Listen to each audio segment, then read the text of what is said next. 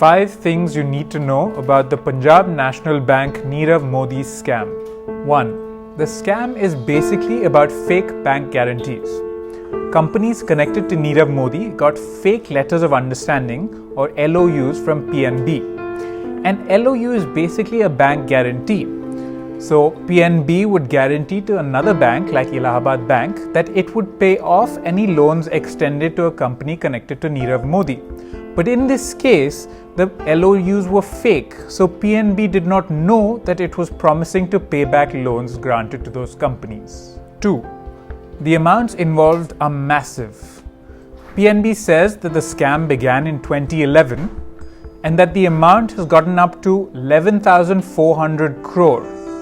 That's about 8.5 times its annual profit from last year. That's 1/3 of their market cap from before the scam came out. And it's also more than double the amount of money the government put into PNB just this year to help it deal with the non-performing asset problem. 3. PNB says the scam was done by conniving officials.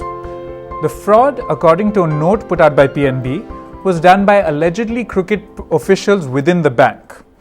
They authorized these fake LOUs and sent instructions to other banks to loan out money to Nirav Modi's companies through an international messaging system called SWIFT.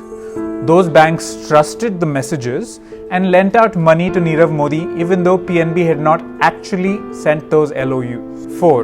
A number of checks and balances seem to have failed. PNB claims the fraud went undetected since 2011 because the LOUs that were sent through SWIFT were not tallied against the company's core banking system, and so the management never came to know that these were sent out in the first place. Yet it's been a whole 7 years in which audits and several other checks should have turned up a scam of this proportion. The company, RBI, and investigation agencies are now looking into how the scam was perpetrated. 5. This could bring more trouble to the banking sector as well as the government. The banking sector is already dealing with a massive non-performing assets crisis. This is bound to make things even worse, especially if PNB dithers over whether it should honor its commitments, fake or otherwise, to the other banks. The information is also bad news for the government, which has been pumping money into the banks to try and deal with the NPA crisis. And while the bank and the RBI start to figure out what exactly happened with the scam, the Congress and the BJP have been trying to use this for political mileage, especially because of a photo of Nirav Modi with the Prime Minister at Davos earlier this year. As investigations continue, we're bound to hear more about this case.